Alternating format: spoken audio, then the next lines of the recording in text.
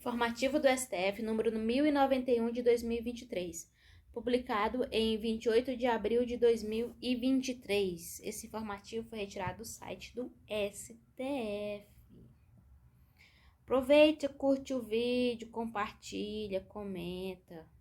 Só um ok, um legal, se você tiver muita timidez.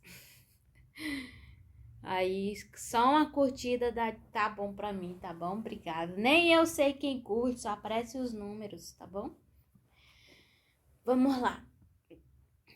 Matérias. Direito administrativo, criação, extinção, reestruturação de órgãos ou cargos públicos, cargos em comissão, funções de confiança, gratificações, universidades públicas, institutos federais de ensino, direito constitucional, repartição de competências, decretos, organização política administrativa, poder executivo, atribuições do presidente da República, educação.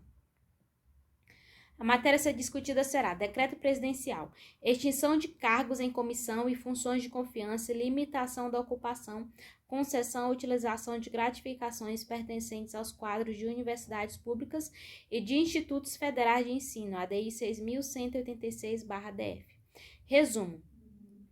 É inconstitucional por manifesta violação ao artigo 84, inciso 6, a linha B da Constituição Federal, a extinção de cargos e funções que estejam ocupados na data da edição do decreto do Presidente da República.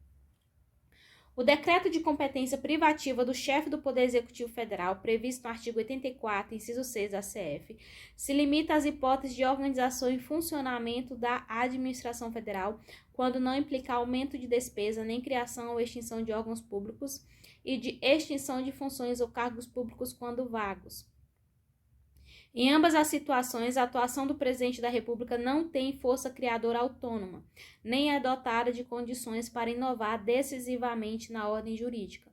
Com base nesse entendimento, o plenário, por unanimidade, julgou procedente a ação para dar interpretação conforme a Constituição ao Decreto 9.725 de 2019 do Presidente da República, a fim de que somente se aplique a cargos vagos na data de sua edição e declarar a inconstitucionalidade do seu artigo 3º. Próximo. Direito administrativo, matérias, direito administrativo, servidor público, gratificações, temporariedade. Direito constitucional, Tribunal de Contas, paridade, desembargador de Tribunal de Justiça, princípio da simetria. O tema a ser discutido será incorporação de gratificação por exercício da presidência do TCDF, ADI 6.126/DF. Resumo, é inconstitucional por contrariedade ao regime remuneratório paritário, artigo 73, parágrafo 3º, cumulado com o artigo 75 da CF, norma distrital que determina a incorporação de gratificação pelo exercício da presidência do Tribunal de Contas do Distrito Federal, TCDF, aos vencimentos ou proventos do respectivo membro. Em virtude do referido regime remuneratório, são devidos aos conselheiros do TCDF os mesmos subsídios e vantagens auferidos pelos desembargadores do Tribunal de Justiça do Distrito Federal e Territórios. Assim, o caráter eventual e temporário da parcela, a cláusula de equiparação constitucionalmente prevista e o princípio da simetria impõem que a gratificação de conselheiros pelo exercício da presidência do TCDF apenas seria legítima se houvesse uma gratificação equivalente em lei para os desembargadores do TJDFT, e desde que limitada ao período de exercício dessa função, sendo vedada a sua incorporação aos vencimentos, de acordo com a política remuneratória definida na Lei Complementar 35 de 79, Lei Orgânica da Magistratura Nacional e na Resolução 13 de 2016 do CNJ. Com base nesse entendimento, o plenário, por unanimidade, julgou procedente a ação para declarar a inconstitucionalidade do artigo 1º da Lei Distrital 7.093 de 2022. Além disso, modulou os efeitos da decisão para dar-lhe efeito ex nunc com N e assentar a irretroatividade do entendimento em relação a valores já auferidos e aposentadorias já concedidas, inclusive as pensões destas geradas. Artigos. Artigo 73 da CF. O Tribunal de Contas da União, integrado por 9 ministros, tem sede no Distrito Federal, quadro próprio de pessoal e jurisdição em todo o território nacional, exercendo no que couber as atribuições previstas nos artigos 96. Parágrafo 3º. Os ministros do Tribunal de Contas da União terão as mesmas garantias, prerrogativas, impedimentos, vencimentos e vantagens dos ministros do Superior Tribunal de Justiça, aplicando-se-lhes quanto à aposentadoria e pensão as normas constantes do artigo 40. Artigo 75. As normas estabelecidas nesta seção aplicam-se no que couber à organização, composição e fiscalização dos tribunais de contas dos estados e do Distrito Federal, bem como dos tribunais e conselhos de contas dos municípios. Lei Complementar 1979, artigo 65. Além dos vencimentos, poderão ser otorgados aos magistrados, nos termos da lei, as seguintes vantagens. Inciso 5. Representação. Parágrafo 1º. A verba de representação, salvo quando concedida em razão do exercício de carga em função temporária, integra os vencimentos para todos os efeitos legais. Tem a resolução do CNJ 13 de 2016, artigo 5º. As seguintes verbas não estão abrangidas pelo subsídio e não são por eles extintas. Inciso 2, de caráter eventual temporário. A. Exercício da presidência do tribunal e do conselho de magistratura, na vice-presidência do encargo do corregedor. É porque, de certa forma, esses cargos do Tribunal de Contas é equiparado aos cargos de desembargadores. É por isso que aplica-se a lei da magistratura. É só ir lá na CF, que tem algum artigo dizendo isso. Que tem a lei do Distrito Federal. Próximo. Matérias. Direito administrativo, servidor público, licenças e afastamentos, dirigente sindical. O tema a ser discutido será direito do servidor estável à licença sem remuneração para desempenho de mandato classista. ADI 7.242/GO. Resumo. É constitucional norma estadual que, ao regulamentar o afastamento de servidor público estável para exercício de mandato sindical, assegura-lhe o direito de licença sem remuneração. Na espécie, o dispositivo legal impugnado foi editado conforme os princípios constitucionais e com a adequação do regime jurídico estadual às normas previstas no regime jurídico dos servidores públicos federais, de modo que não representa inovação no ordenamento jurídico, tampouco viola o princípio de vedação ao retrocesso social. Ademais, a simples regulamentação do afastamento ou concessão de licença a servidor para o exercício de mandato classista não tem aptidão para interferir na organização sindical ou associativa, não ensejando ofensa aos direitos da livre associação e à autonomia sindical. Com base nesse entendimento, o tribunal, por unanimidade, julgou improcedente a ação. Segue a lei do Estado de Goiás e eu vou ler a lei 8.102 de 90, artigo 92. É assegurado ao servidor público o direito à licença sem remuneração para o desempenho de mandato em confederação, federação, associação de classe de âmbito nacional, sindicato representativo da categoria ou entidade fiscalizadora da profissão ou ainda para participar de gerência ou administração em sociedade cooperativa constituída por servidores públicos para prestar serviços a seus membros, observado o disposto na linha C do inciso 8 do artigo 102 desta lei, conforme disposto em regulamento e observado os seguintes limites. O artigo 8º da CF diz o seguinte: é livre a associação profissional ou sindical, observado o seguinte: 1.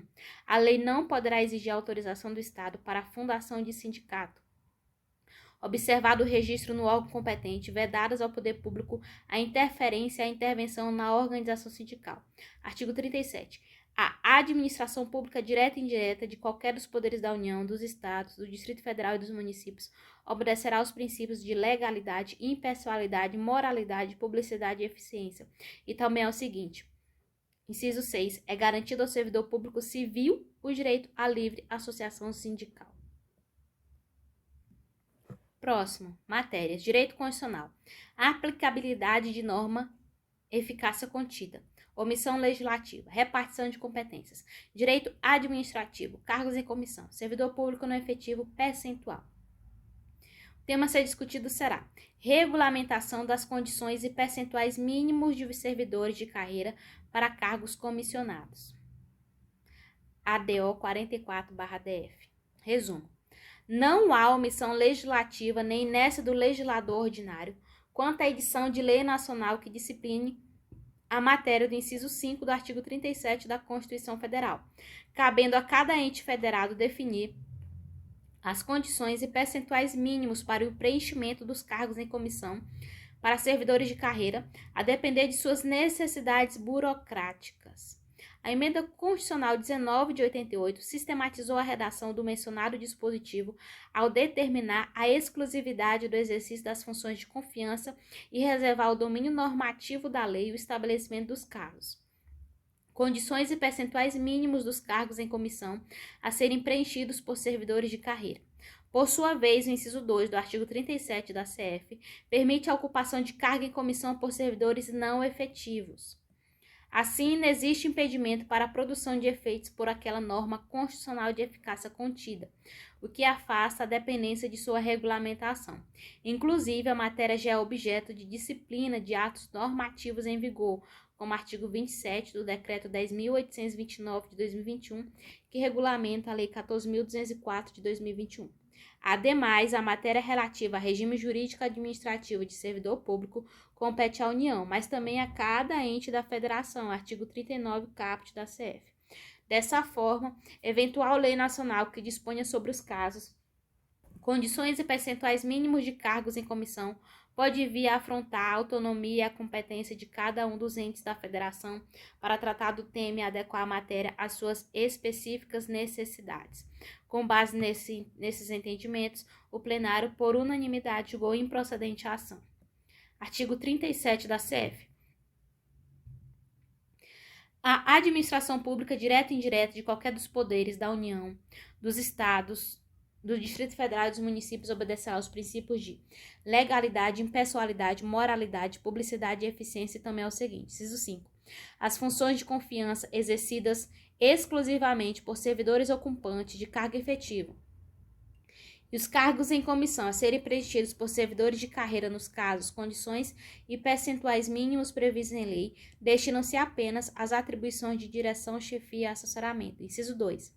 A investidura em cargo ou emprego público depende de aprovação prévia, em concurso público de provas ou de provas de títulos de acordo com a natureza e a complexidade do cargo ou emprego, na forma prevista em lei, ressalvadas as nomeações para cargo e comissão declarada em lei de livre nomeação e exoneração.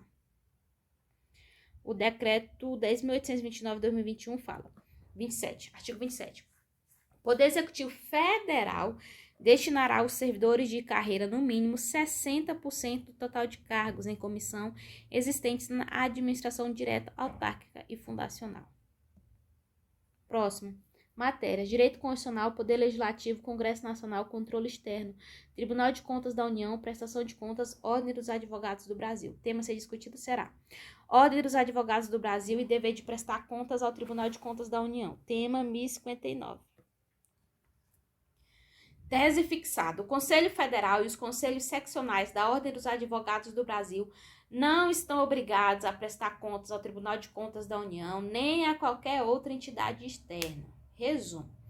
A Ordem dos Advogados do Brasil, OAB, não se sujeita à prestação de contas perante o Tribunal de Contas da União, TCU, e a ausência dessa obrigatoriedade não representa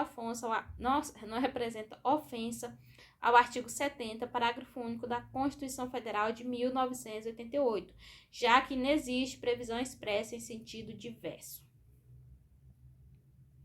Esta Corte já afastou a sujeição da OAB aos ditames impostos à administração pública direta e indireta, dada a sua categoria ímpar no elenco das personalidades jurídicas, na medida em que é uma instituição com natureza jurídica própria e dotada de autonomia e independência. Nesse contexto, considerada sua função institucional, a OAB exerce serviço público independente, que não se confunde com serviço estatal e cujo controle pode ser realizado por vias diversas, dado o TCU.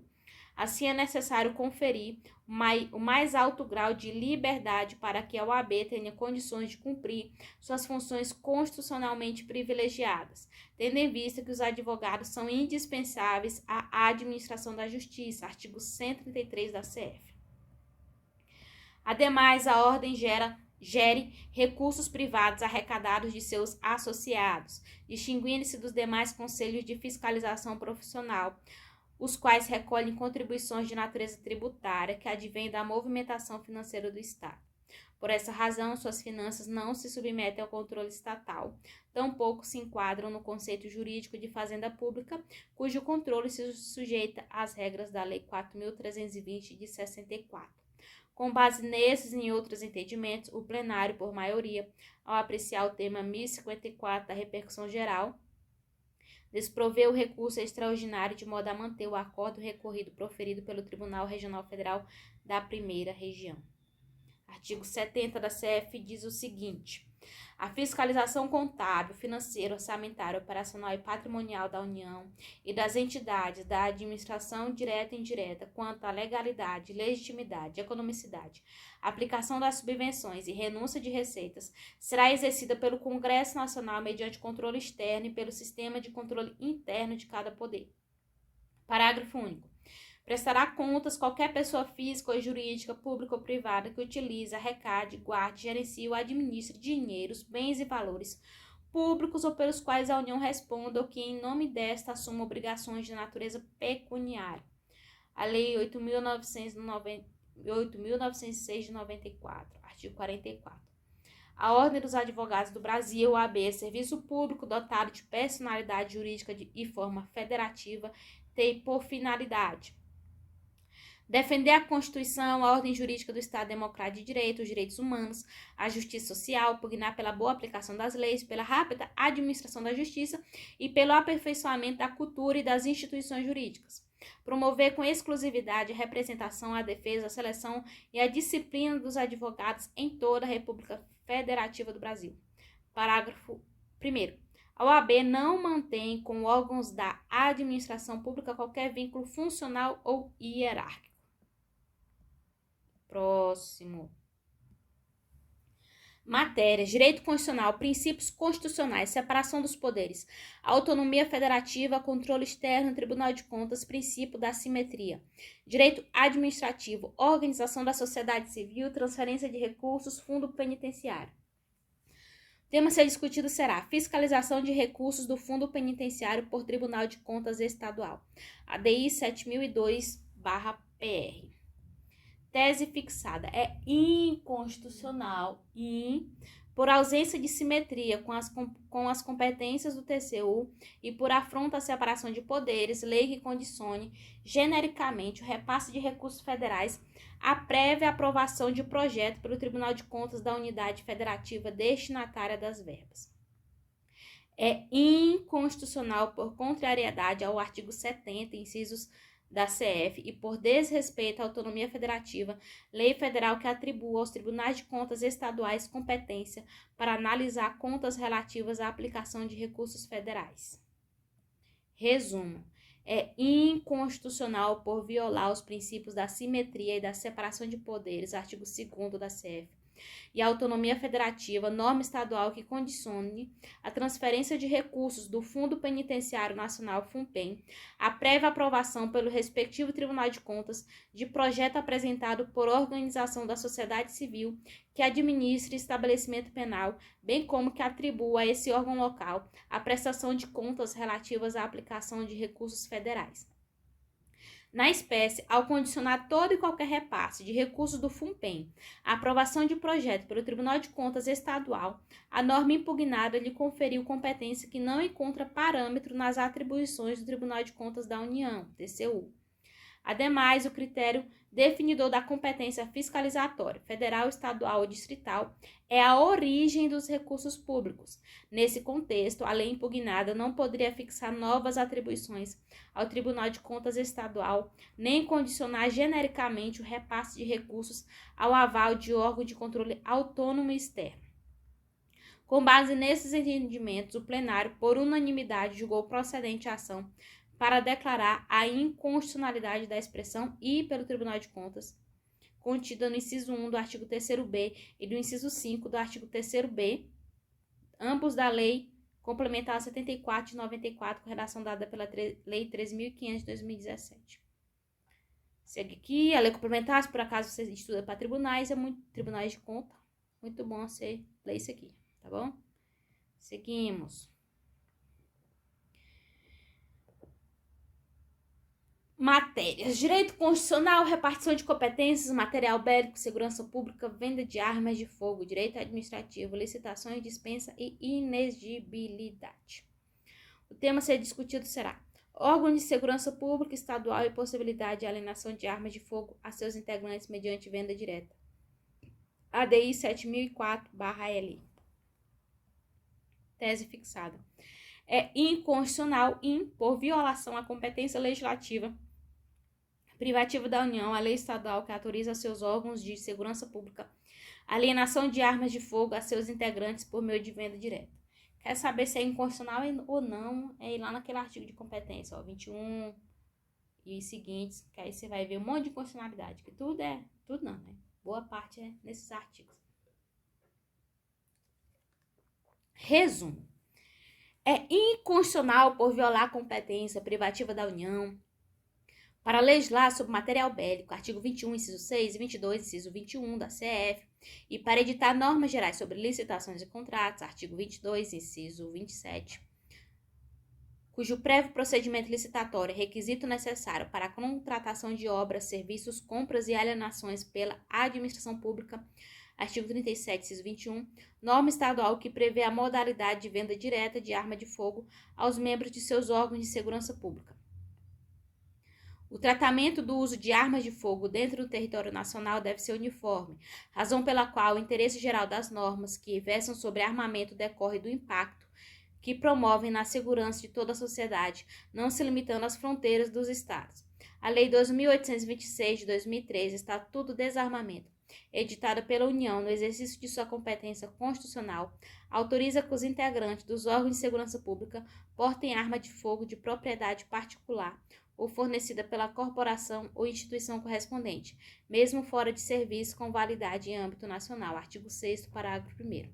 Ou seja, não há autorização legislativa para que os próprios participantes, mediante compra direta, adquiram material bélico de suas respectivas corporações, assim como inexiste autorização via lei complementar para que o Estado legisle sobre o tema, artigo 22, parágrafo único da CF. Ademais, a norma estadual impugnada instituiu hipótese de dispensa de licitação não prevista na legislação federal que trata especificamente da matéria. Lei 8.666 de 93 e 14.133 de 2021. Ultrapassando indevidamente os limites nela previstos. Com base nesses entendimentos, o plenário, por unanimidade, converteu o julgamento da cautelar em definitivo de mérito e julgou procedente a ação para declarar a inconstitucionalidade da Lei 8.413 de 2021 do Estado do Alagoas. Próximo. Matérias: direito constitucional, repartição de competências, trânsito e transporte, Sistema Nacional de Trânsito, iniciativa de leis, princípio da simetria. Segurança veicular e atribuições de fiscalização do DETRAN. ADI 6.597/RJ. Resumo. São inconstitucionais por afronta à competência privativa da União para legislar sobre trânsito e transporte, artigo 22, inciso 11 da CF, e por violar a reserva de iniciativa do chefe do Poder Executivo para dispor sobre servidores públicos e órgãos da administração pública, artigo 61, parágrafo 1º, inciso 2, a linha C e a linha E da CF, leis estaduais de origem parlamentar que versam sobre a autodeclaração do proprietário de veículos automotores acerca de sua conformidade quanto à segurança veicular e ambiental e determinam que eventual fiscalização seja realizada e filmada por agentes do DETRAN.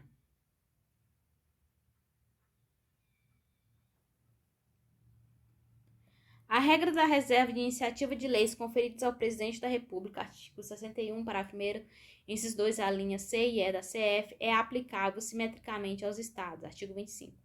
Conforme jurisprudência desta Corte. Nesse contexto, também incide para os casos em que a lei dispõe sobre atribuições de órgãos da administração pública, pois não se deve interpretar o texto constitucional de forma literal, a ponto de restringir sua aplicação apenas às leis que criam ou instiguem ministérios e órgãos da administração pública. Na espécie, as leis estaduais impugnadas, ao preverem atribuições de agentes do DETRAN, dispõem sobre servidores, motivo pelo qual são formalmente inconstitucionais. Ademais, o tratamento de matérias afetas ao trânsito e ao transporte de modo distinto ao previsto na legislação federal, Código de Trânsito Brasileiro, configura desobediência às regras de repartição de competências e contraria a jurisprudência consolidada deste tribunal.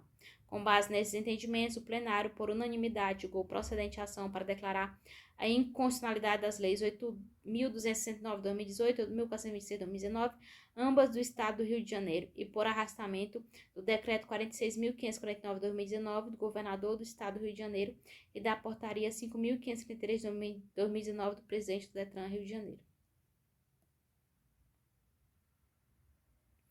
Matérias: Direito do Trabalho, Formação Técnica e Profissional, Programa Jovem Aprendiz. Direito Constitucional, Repartição de Competências, Direito do Trabalho. Tema a ser discutido: Programa Jovem Aprendiz, contratação de profissionais por empresas participantes do âmbito estadual. ADI 7148/RO.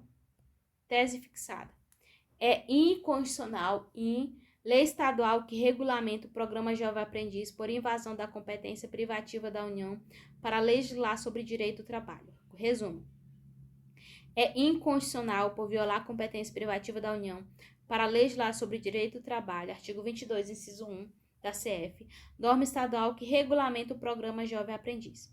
O estabelecimento de diretrizes e a fixação de parâmetros para a contratação de profissionais jovens aprendizes pelas empresas participantes do mencionado programa é disciplina que diz respeito às relações de trabalho. Nesse contexto, a pretexto de disciplinar o Programa Jovem Aprendiz, a lei estadual impugnada criou disposições distintas do regramento federal previsto pela CLT, como, por exemplo, a previsão de prioridade de contratação próprias e a hipótese de extinção do contrato de aprendizagem.